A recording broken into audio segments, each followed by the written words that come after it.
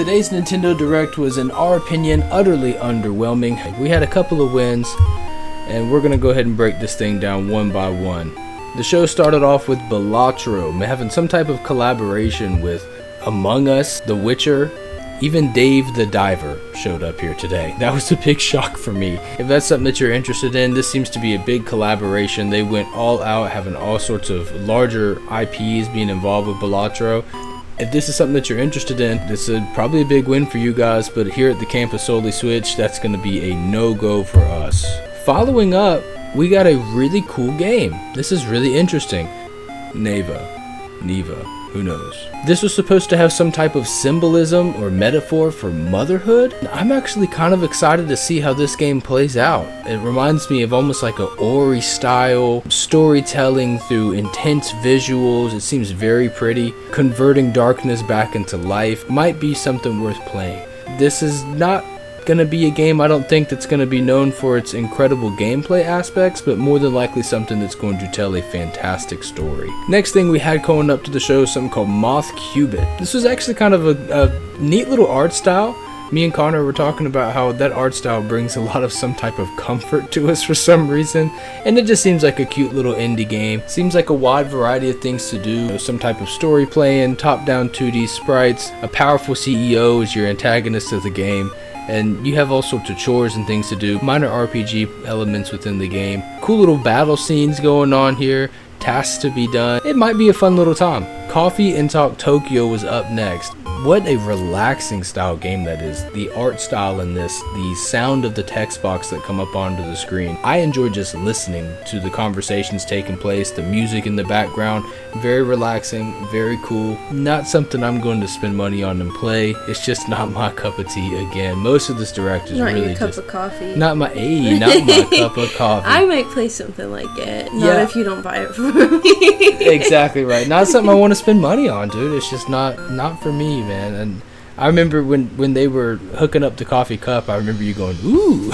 I know. All these games have an audience for somebody, man. Coffee Talk Tokyo, I guess, is the third installation into that series. This was kind of a cool little deal here. This was a Sea of Stars DLC, and there's a pretty big crowd of Sea of Star fans out there. From what I hear, it is a fantastic RPG. But from what I understand, if you like turn-based RPG style games, this is the one to go visit. Everybody who I know of that enjoys this type of game has really talked it up and said that it's very good. It has to be big if it's going to get DLC.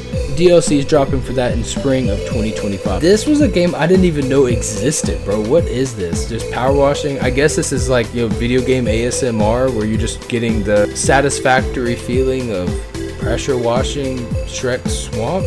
Such a big game that they actually have DLC for it. I don't know. Alright, so this game coming up is called Morsels. This was just a weird looking game, man. Creepy art styles, roguelite type of game where you're using cards to, I guess, transform your player into different types of run styles for your roguelike. I've got no idea what was going on here. The trailer itself was really crazy. Look at the eyes on these things. They had this odd creature right here, find the morsels. It was very Alice in Wonderland had a bad trip style video. Roguelites are fun. I enjoy them. There's a lot of replayability within the roguelites, and it looks like these guys put a lot of work into this game. I'm not a fan of the creepy kind of weird bad trip style of art design that they chose here, but top-down 2D sprites is always fun. Roguelites are always fun. There's a lot of people out there that enjoy the darker style of arts and the creepy type of things. That's Morsels. That's coming out February 2025. The following game was a date simulator, and this had to have been the most cringy moment I've ever had to spend next to my fiance while watching a Nintendo Direct. I'm not even going to say much about this game. You already know what it is. It's called Date Everything. You can date lampshades. You just personify whatever. The vacuum cleaner comes to life, and you can date the vacuum cleaner. Again, there's an audience for this. Date the cabinet. I'm good. Maybe way too into HGTV if this looks fun. That's coming October 24th, 2024. The following game is Peglin. I had high hopes for this when listening to the creators of the game give their little talk before we had our demonstration of what it looks like, and it's cool. I mean, there's a place for this. A younger version of me would have probably played this. Like, this might be a cool game to buy your kids or whatever. But, you know, it's a little puzzle solver, and what happens down below with your puzzle has a direct relation to the combat up above. And that's kind of cool, man. The more orbs that you knock out underneath in the puzzle mode, the more damage and the greater attack that you do to your enemies up above. A neat concept, but something I would expect rather to see on like a mobile game. Not really something I would spend money on. Peglin is coming to Nintendo Switch today. Wobbly Land. This actually looks like a lot of fun. I'm not gonna lie to you, man. I love these goofy, stupid little characters that they've got going on here. I love it when things are just minimalist kind of art style, glitchy if you will, very clunky. I like it when they fall down very silly like. A lot of tasks going on here. My favorite thing about this that they talked about was that it is split screen locally, and you can play online at the same time. That's a big deal for people like me and Connor. We love couch co-op gameplay, and we love to laugh. So this might be a game that we're going to be checking out, Wobbly Life, coming out in December. This was a big win, actually, for couch co-op players like Connor and myself. It's even got online multiplayer with up to 8 players at the same time. I like these chaotic games like this. I love it. Honestly, I think they're great for relationships because one person can do really well, and if one person fails, everybody fails. And I think it's a great lesson for life and in team sports that, you know, it's not all about how one person plays together. One individual can make it or break it for everybody. We will probably be streaming this game, but I think this could be a lot of fun, a potential for many laughs and many memories. So many ways to mess this up, which means so many ways to make people laugh. I'm really excited for this game to come out. Pico Park, it's available today, which is great news. I love to see that. Love that. To close out this Indie Direct, they just gave us a quick reminder of all the games that will be coming out in the near future, showing off Shovel Knight, Europa, Cuisenaire, On Your Tail, Metal Slug Tactics, The Plucky Squire. To close out the indie world for one last time, they gave us Pizza Tower. Fast-paced 2D type of platforming game, almost like a Wario Land style thing. These games seem to do exceptionally well. People really like them. There's a lot of intense art that goes into these things, and they're very fast-paced, they're very fun, and they're just kooky, almost like a Looney Tunes cartoon. And people really enjoy that type of stuff. I want to like this genre of game so bad, man. But it is a little too fast-paced for me. I like to kind of take my time as I go through levels, and it's kind of neat. There's always some type of hidden concept within a level, some type of alternate ending, and things that make the game have some type of replayability. And it's available later today. So check out Pizza Tower if you're interested in this fast-paced Wario Land style 2D platformers. Following our Indie World showcase, we had a Nintendo Direct partner showcase. Starting off, we had a Tetris collaboration, showing off all the different types of Tetris games that have come out over the last couple of years. To me, Tetris is cool and all, bro, but like, I'm not paying money to play a free game. I'm just not that big of a Tetris fan. Is there really that much difference between Tetris 1, Tetris 2, and Tetris 3? It makes no sense to me. Now, following the Tetris showcase, they showed us Tetris 99 coming out. That's actually something I'm interested in, because that looks like an online competitive style play, similar to F-Zero 99, and I like that type of stuff. Tetris in competition is a whole lot of fun. We had some NSO drop. That's cool. We always like to see the NSO get some love. Now this looks really cool here. This looks like a free roaming sort of an open world style, maybe a sandbox. It's called Star Overdrive. Star Overdrive actually looks like it has the potential to be a really fun game. I love this type of fast travel, big jumps, epic style, travel throughout the world. The combat seems to be pretty cool. This might be a fun little game to play here, man. One that I'm actually looking forward to. He gets his power from a surfboard, and you can customize it. I love that type of silliness there. It seems to be puzzle solving, looting, all sorts of tricks within the air. This looks like a really fun, entertaining game. I love it that in the middle of traveling between locations and objectives, that you can just jump in the air and do tricks and just kind of have fun in the time of your free roam. To me, that makes or breaks a game. If traveling is fun, I will travel nonstop and have no problem if there's no quick travel. Star Overdrive, coming in 2025, I'm actually looking forward to that game. This is going to be a hit. Goat Simulator 3. People love the Goat Simulator. I never played them, but I hear they're a whole lot of fun, a lot of laughs, just kooky, crazy, ramming people over, beating up people's properties, just being a goat, man, doing what goats do best, obstinate and silly. A digital version of Goat Simulator is actually available today. The Legend of Heroes Trails in the Sky, the first. I like this type of stuff. It reminds me of almost like a Mana style game. Trials of Mana, Souls of Mana. Star Wars Hunters is getting a DLC. That's cool. Ewoks coming to Season 3. A first-person shooter called Stalker, Legends of the Zone Trilogy.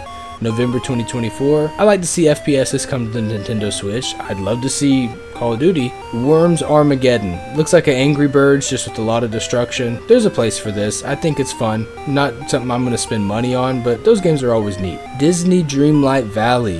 A sim-style game for Disney. This one's going to be eaten up by the kids. Now, Patrick Star is getting his own video game. This is actually really kooky and fun. I'm glad that they did this. A lot of nostalgia came through with this art style. Reminds me a whole lot of the Bikini Bottom games that we used to play back in the day on PlayStation 2. The SpongeBob movie game was Connor's first game she ever owned to herself and that she played all the way through. Which is crazy because the SpongeBob movie game, if you remember, was an incredibly difficult game. That was a hard game to play. So having a Patrick Star game is kind of fun, man. It's cool to see Nickelodeon get more games out there. Nickelodeon they always have fun little games, especially for the kids, man. So if that's something you're looking to get, I'd highly recommend this one. It's SpongeBob, it's classic, you know it's gonna sell well, you know it's gonna be silly and funny. But the SpongeBob games that I played when I was a kid always had a really challenging twist to them. That might be interesting to look into. Coming out October 4th of this year. A boxing exercise training game? Fitness Boxing 3, Your Personal Trainer was our next one up.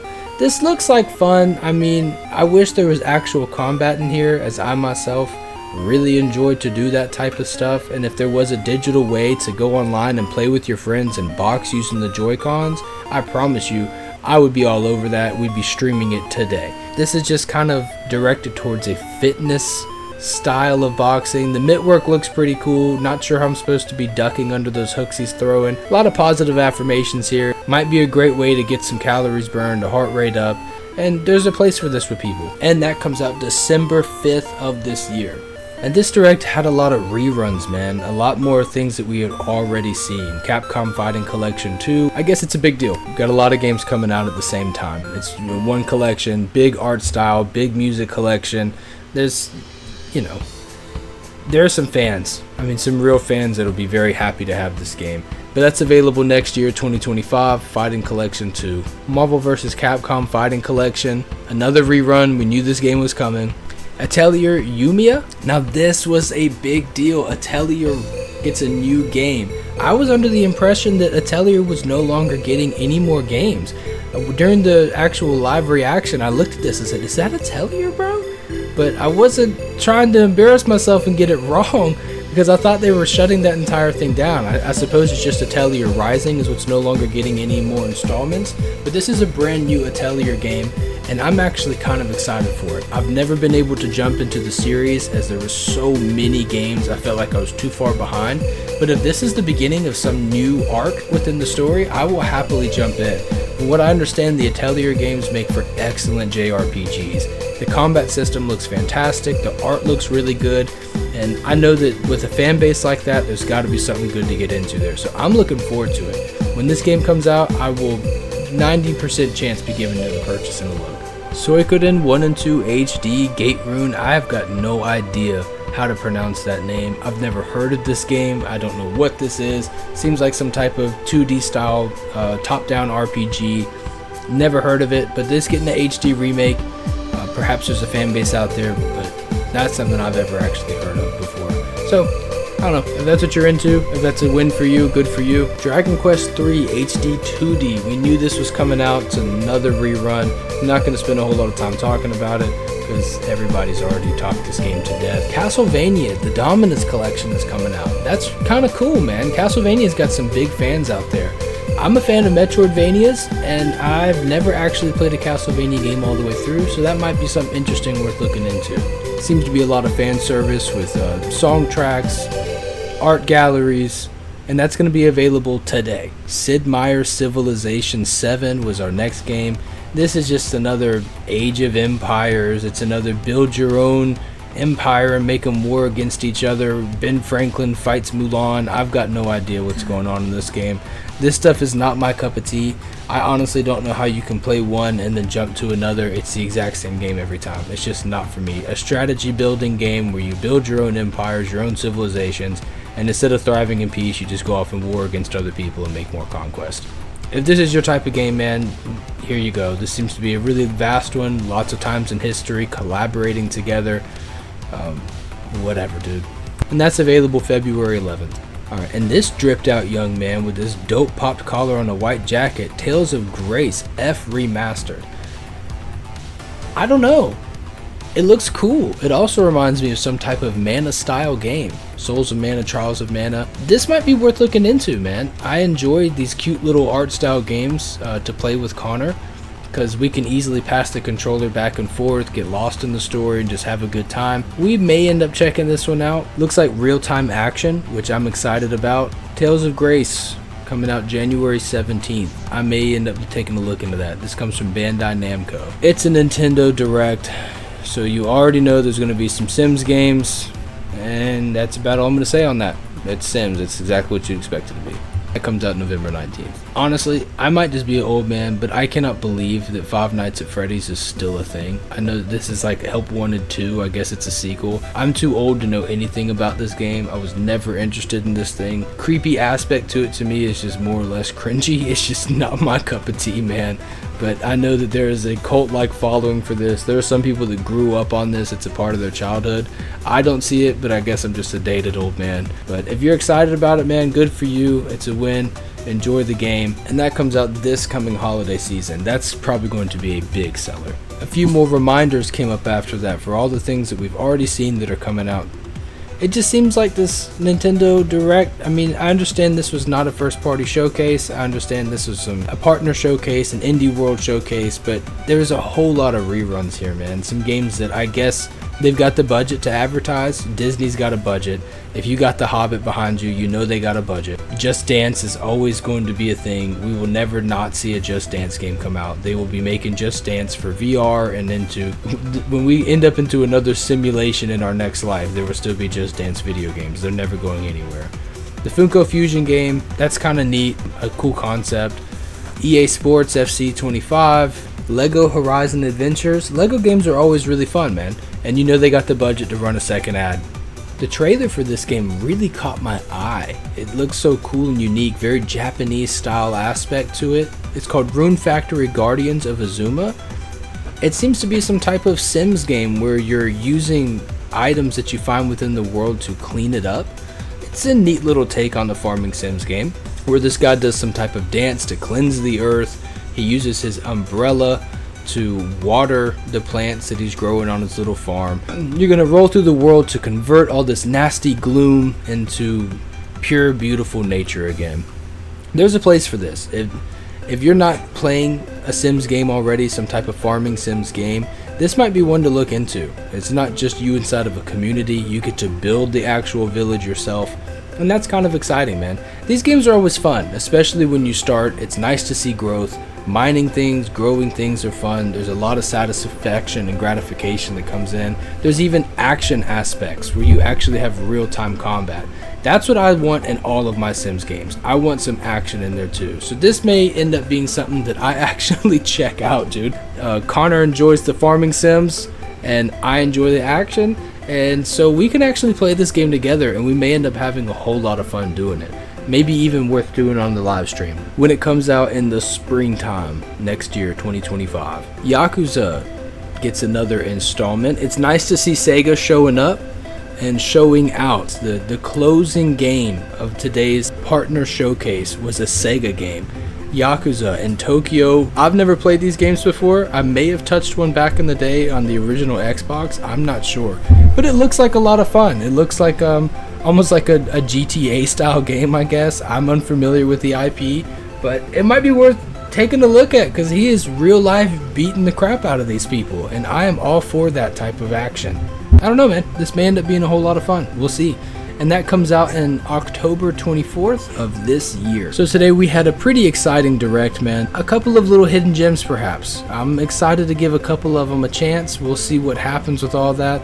Maybe later on today we'll download all the demos that are available and we'll hop on the stream and be giving them a shot. So if you're interested in some of these games, come on over to the Solely Switch live stream this afternoon and we'll be checking them out together, man. All right, all in all, what did you think? I think they're just giving a couple of little things.